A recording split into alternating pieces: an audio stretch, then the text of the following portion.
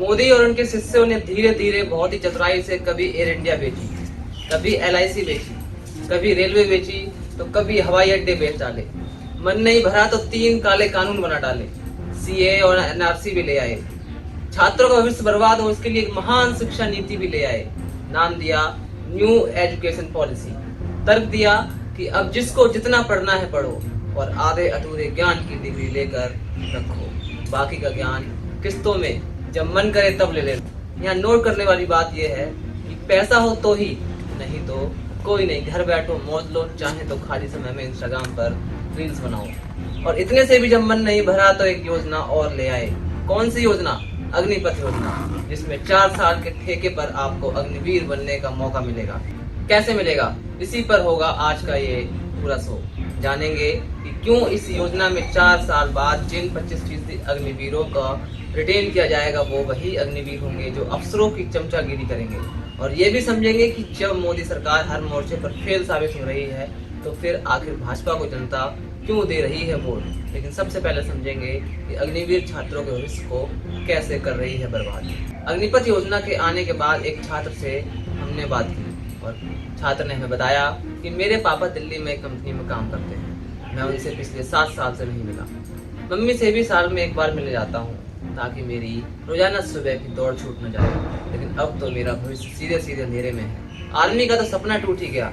ये बोल हैं दुबले पतले गठीले शरीर वाले 23 साल के अमित पाल के, जो हैरान हैं, परेशान हैं। अमित बिहार के आरा शहर के HD जैन कॉलेज में अपने हम उम्र साथियों के साथ सामने हाथ पांव के संतुलन से होने वाले व्यायाम का प्रदर्शन तो कर रहे हैं, लेकिन उनका दिमाग उनके साथ नहीं है। उनकी परेशानी की वजह है केंद्र की अग्निपथ योजना, जिसने उन जैसे नौजवानों को सेना की बहाली से लगभग बाहर का रास्ता दिखा दिया। मूल रूप से बिहार से सटे उत्तर प्रदेश के गाजीपुर के रहने वाले अमित कहते हैं, मैं अब कहीं का नहीं रहा। मेरा सपना था देश सेवा करने का, लेकिन इस योजना के आने के बाद वो खत्म सा हो गया है। साल 2019 में जब मैंने प्रैक्टिस करना शुरू किया था तब मैं 21 साल का था। आज मेरी उम्र 23 साल पार कर गई। कोरोना का वक्त था, तब सरकार ने दूसरे सारे एग्जाम तो करा दिए, लेकिन सेना की परीक्षा नहीं कराई। मैं मेडिकल और फिजिकल पास करके बैठा हूँ और अब तो एग्जाम ही रद्द हो गया। 3 छोटी बहनों में बड़े अमीर बताते हैं, मेरी एक बहन विकलांग है, सबसे छोटी बहन 4ठी कक्षा में पढ़ती है। मेरे मम्मी पापा सब उम्मीद करते हैं कि मैं अपनी बहनों की जिम्मेदारी उठाऊं, लेकिन सरकार ने तो मेरा सपना पूरा होने के करीब लाकर तोड़ दिया है। और ये सिर्फ मेरी कहानी नहीं है, मेरे ऐसे हजारों नौजवानों की है। आरा शहर के बड़े बड़े मैदान इस गर्मी के मौसम में सुबह 4 बजे से ही गुलजार हो जाते हैं। शहर के महाराजा कॉलेज का मैदान, रमना मैदान में वीर कुंवर सिंह स्टेडियम, हवाई अड्डा मैदान में छात्र आपको सेना की बहाली के लिए कतारबद्ध होकर बेहद अनुशासित ढंग से प्रैक्टिस करते मिल जाएंगे। पसीने से लथपथ इन हजारों नौजवानों में आरा के महाराणा प्रताप नगर के रोहित कुमार सिंह भी हैं। वह इस योजना पर कहते हैं कि लड़का 4 साल जॉब करके आखिर करेगा क्या, और जिन 25% को सरकार रिटायर करने की बात कर रही है वो तो ऐसे ही लड़के होंगे जो 4 साल बाद अफसर की चमचागिरी करेंगे, और शायद उसी चमचागिरी से जो अग्निवीर रिटायर होंगे उन्हीं को 25% की श्रेणी में रखा जाएगा, और बाकी 75% तो वैसे भी रिटायर होकर घर में बेरोजगार बनकर बैठेंगे। मतलब अगर अफसरों की चमचागिरी की तो 25% में आपका भी नाम आ जाएगा और आप 4 साल बाद रिटायर होकर फौज में बने रहेंगे, नहीं तो 75% की श्रेणी तो है ही। लेकिन ऐसा नहीं है कि सिर्फ नौजवान छात्र जो सेना में जाने की इच्छा रखते हैं वही इस कश्मकश में है। इस कश्मकश में पूर्व फौजी भी हैं, खासतौर पर वो पूर्व फौजी जिनके यहाँ फौज में भर्ती होने की परंपरा रही है। अब आरा शहर से तकरीबन 15 किलोमीटर दूर चलते हैं, जहाँ हमें उद्वंत नगर में एक छोटा गांव सासाराम मिलता है, जिसमें तकरीबन हर घर में एक फौजी है। गांव में वीर कुंवर सिंह नाम का पड़ाव है, जिसके बारे में स्थानीय ग्रामीण बताते हैं कि इस जगह पर 1857 के नायक वीर कुंवर सिंह की सेना ठहरी थी। यही वजह है कि हमारे गाँव से आपको फौज में शुरू से ही लोग आते जाते मिल जाएंगे। रिटायर फौजी सुरेश ठाकुर को 1971 की लड़ाई में बांग्लादेश में टंगाल नाम की जगह पर रोड ब्लॉक करने की जिम्मेदारी मिली थी। 7 फौजियों वाले घर से आने वाले सुरेश के घर के 3 सदस्य अभी भी फौज में सेवारत हैं, जो कहते हैं ये ठीक नहीं है। 4 साल बाद सर्विस करके घर बैठेगा लड़का।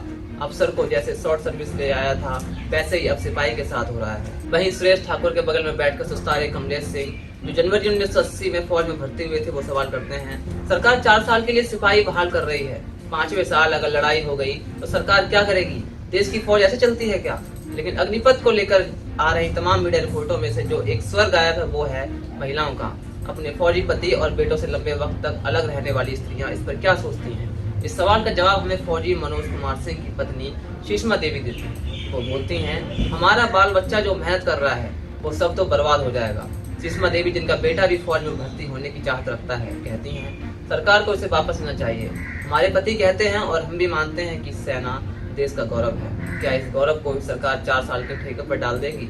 ये वो सवाल है जिनके बारे में अगर लगातार चर्चा की जाए तो दिन महीने या सालों तक चर्चा करें तो ये चर्चा यूं ही किसी कोर्ट में चल रहे मामले की तरह बनी रहेगी।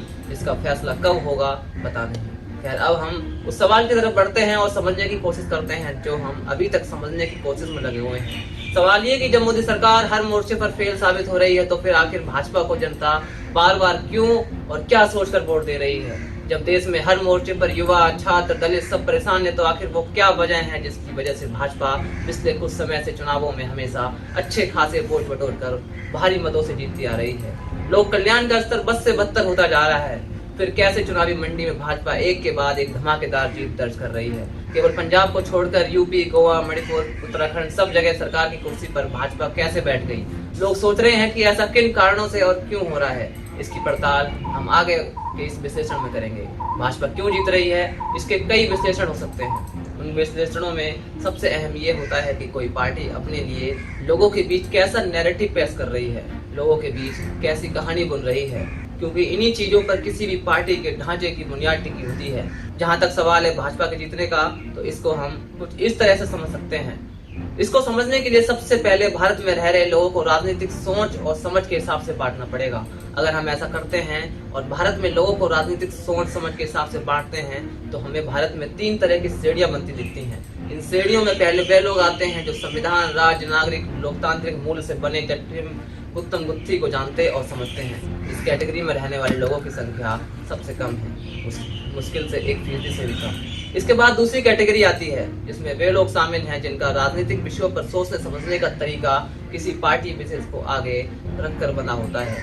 इन लोगों की संख्या भी कम है लेकिन इनकी संख्या पहली कैटेगरी से थोड़ी सी ज्यादा है और सोशल मीडिया के वार के बाद इनकी संख्या पहले के मुकाबले ज्यादा बढ़ी है। इस कैटेगरी के लोग सबसे अधिक मुखर भी होते हैं लेकिन इन दोनों के अलावा एक तीसरी कैटेगरी भी होती है जिसकी संख्या सबसे अधिक है। कुल वोटरों की संख्या में 90% से भी ज्यादा इनकी ही संख्या होगी। ये तीसरी कैटेगरी संविधान, तर्क और लोकतांत्रिक मूल्य के आधार पर नहीं सोचती। मोटे तौर पर कह लें तो इसी आधार पर भारत की चुनावी मंडी सजी जाती है। इस चुनावी मंडी में जानकारी इकट्ठा करने का तरीका एक दूसरे के साथ की गई बातचीत होती है। राजनीतिक पार्टियों को लेकर मीडिया में चल रही रायशुमारी होती है। उत्तर प्रदेश और बिहार जैसे राज्य में चाय वाले से लेकर पान वाले की दुकान तक और टैक्सी से लेकर ऑटो ड्राइवर तक सब इसी कैटेगरी का हिस्सा होते हैं। ये लोग हिंदी अखबारों और टीवी चैनलों को आधार बनाकर रायशुमारी की दुनिया में चहलकदमी करते हैं। खबरों को लेकर अपनी सहज बुद्धि से सोचते हैं और राजनीति को लेकर सहज बुद्धि का निर्माण मीडिया के जरिए ही होता है। एक उदाहरण से समझिए कि वंशवाद की जड़ें भारत की हर पार्टी में होती हैं। एक अनुमान के मुताबिक तकरीबन 60% से अधिक नौजवान सांसद किसी न किसी राजनीतिक परिवार से जुड़े हुए होते हैं। लेकिन बड़े तरीके से वंशवाद का आरोप भाजपा पर नहीं लगता। ये आरोप केवल दूसरी पार्टियां जैसे समाजवादी पार्टी और कांग्रेस पर लगता आया है। भारत में सभी बड़ी पार्टियों के अगुवा हिंदू धर्म से जुड़े हैं। कहीं भी हिंदू धर्म का अनादर करते हुए नहीं पाए जाते हैं लेकिन इन्हें हिंदू विरोधियों बता दिया जाता है। जातियों की राजनीति भाजपा वाले भी करते हैं लेकिन जातियों की राजनीति का आरोप दूसरे दलों पर डाल दिया जाता है। सभी पार्टियां सत्ता के संघर्ष से जुड़ी होती हैं लेकिन भाजपा को देश के लिए लड़ने वाला बता दिया जाता है और बाकी पार्टियों को सत्ता हासिल करने के लिए लड़ने वाला। ऐसे अनगिनत उदाहरण है जिसके जरिए बड़े बड़े हिंदी अखबार और हिंदी मीडिया संस्थान आम लोगों के बीच यह माहौल बनाते रहते हैं कि भाजपा के अलावा दूसरी पार्टियां सिर्फ कुर्सी पाने और पैसा कमाने के मकसद से चुनाव लड़ती हैं। इस तरह के माहौल में लोग दूसरे पार्टियों से ज्यादा भाजपा पर भरोसा करने लग जाते हैं। इसलिए ढेर सारे जानकार कह रहे हैं कि ईवीएम की रिंगिंग नहीं हुई है बल्कि लोकमानस पर भाजपा का कब्जा है। भाजपा लोगों के दिलो दिमाग पर हावी है। राजनीतिक चिंतक योगेंद्र यादव इस विषय को बड़े शानदार तरीके से बताते हैं कि यूपी के कई इलाकों के दौरे करने के बाद लगा जैसे वह अपना मन पहले बना चुके हैं और तर्क बहुत बाद में कर रहे हैं। वह किसी जज की तरह नहीं बल्कि वकील की तरह अपनी बात रखते हैं। उन्हें पता था कि वह तर्क के किस छोर पर खड़े हैं और उनके साथ कौन खड़ा है। बीजेपी ने मतदाताओं के एक बड़े से हिस्से के साथ भावनात्मक जुड़ाव कायम करने में कामयाबी पाई है। ऐसे मतदाता सरकार की किसी बात पर शक नहीं करते। वह शासन प्रशासन की खामियों को भूल जाने को तैयार बैठे हैं। वह भौतिक दुख संताप भले ही सह लें, लेकिन रहेंगे उसी तरफ जो पक्ष उन्होंने पहले से चुन लिया है। वह अयोध्या काशी का जिक्र अपने से नहीं करते थे, लेकिन हिंदू मुस्लिम का सवाल उनके सामान्य बोध में एक अंतर्धारा की तरह हर समय मौजूद दिखता है। इसी माहौल पर भाजपा दिन रात हिंदू धर्म की श्रेष्ठता का माहौल बनाती है। मुस्लिमों को हिंदू समाज का ही नहीं बल्कि दुनिया की पूरी मानवता का सबसे बड़ा दुश्मन पेश कर खेल खेलती है। 24 घंटे किसी न किसी घटना को केंद्र में लाकर हिंदू धर्म के औसत समझ वाले व्यक्ति के भीतर सांप्रदायिकता का जहर भरने की कोशिश की जाती है। हिंदू धर्म का औसत समझ वाला व्यक्ति आपसी संबंध में भले मुस्लिम के साथ सहज हो, लेकिन जैसे ही मुस्लिमों के साथ राजनीतिक भागीदारी की बात आती है तो वह असहज हो जाता है। यह एक बात हमेशा भारतीय जनता पार्टी को वोट की दुनिया में अपने पीछे गोलबंद करने में मददगार रहती है। इसके बाद नंबर आता है मजबूत नेता का। मीडिया वाले लगातार लोगों के मन में मजबूत नेता की छवि भरते रहते हैं। ये मजबूत नेता की पूरी छवि संविधान और लोकतंत्र के बुनियादी मूल्यों के आधार पर तानाशाहों की छवि की तरह होती है, लेकिन उत्तर भारत में सामंती समाज में यह छवि हमेशा बिकती है। लोग यह कहते हुए मिल जाते हैं कि मोदी है तो मुमकिन है। लॉ एंड ऑर्डर को लेकर कोई न्याय सम्मत बहस नहीं चलती, बल्कि बात यह चलती है कि योगी राज में कोई ज्यादा उद्दंड नहीं हो सकता। होगा तो गोली चला दी जाएगी, एनकाउंटर हो जाएगा, सरकार के काम पर कोई ज्यादा विरोध करेगा तो जेल में डाल दिया जाएगा। यहाँ भी मुस्लिम एंगल की भाजपा मुस्लिमों को ज्यादा उछलने नहीं देती। इसके बाद नंबर आता है राष्ट्रीय सुरक्षा का। भाजपा के 7 साल में लोग भाजपा से सहमत और असहमत नहीं है, बल्कि या तो लोग भाजपा के समर्थक हैं या देशद्रोही हैं। असहमति रखने वालों की तरफ से देशद्रोही और टुकड़े टुकड़े गैंग के खिलाफ जमकर मुखालफत की जाती है, लेकिन मीडिया की तरफ से जिस तरह से हर असहमति को देशद्रोही बता दिया जाता है वह अभूतपूर्व माहौल खड़ा कर देता है। गांव देहात के इलाके में लोग भाजपा के विरोध में उठी किसी भी तरह के बहस में असहमति रखने वालों को देशद्रोही बताकर लांछन लगाने की भरपूर कोशिश करते हैं। इन सब का असर यह हुआ है कि आम लोग सभी पार्टियों के नेताओं को चोर कहते हुए भी भाजपा को दूसरे से ज्यादा तवज्जो देते हैं। विपक्षी पार्टियों पर बढ़ चढ़कर भरोसा नहीं करते, बल्कि विपक्ष को भाजपा से ज्यादा बड़ा चोर कहते हैं। इस पूरे मिश्रण का असर यह है कि लोगों की अपनी तकलीफों के लिए सरकार क्यों जिम्मेदार है, इसका ढंग का जवाब मिलने के बाद भी उन्हें इससे कोई ज्यादा फर्क नहीं पड़ता। जिस तरह पैसे के दम पर झूठा नैरेटिव बनाकर मैनेज किया जा रहा है वह लोकतंत्र के लिए बहुत अधिक चिंताजनक है। लोकतंत्र का बुनियादी सिद्धांत ये था कि झूठ को सच के जरिए तोड़ दिया जाएगा, लेकिन सच की आवाज कॉर्पोरेट मीडिया की गठजोड़ की वजह से दबी की दबी जा रही है। चुनाव के जरिए सरकार बनाने का इतिहास महज पिछले 100 साल का इतिहास है। लोकमानस को किसी न किसी तरह मैनेज करने की वजह से पूरी दुनिया में चुनाव के गंभीर परिणाम दिखने लगे हैं। उत्तर प्रदेश को ही देख लीजिए। गरीबी, सेहत, शिक्षा और अन्य बुनियादी मसलों पर सरकार की खुद की रिपोर्ट कहती है कि उत्तर प्रदेश एक पिछड़ा राज्य है। भारत में रोजगार दर 38% के आसपास है, जो उत्तर प्रदेश में है केवल 32% के आसपास है। कोरोना में उत्तर प्रदेश की सरकार ने बद से बदतर काम किया। औसत आमदनी उत्तर प्रदेश की महज 44,000 सालाना के आसपास है।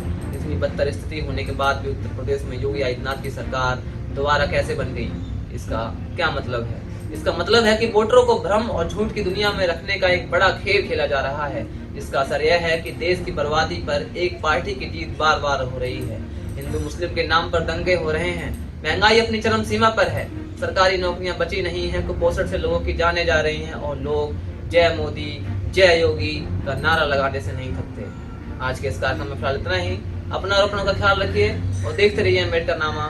मेरा नाम पवन है। नमस्कार।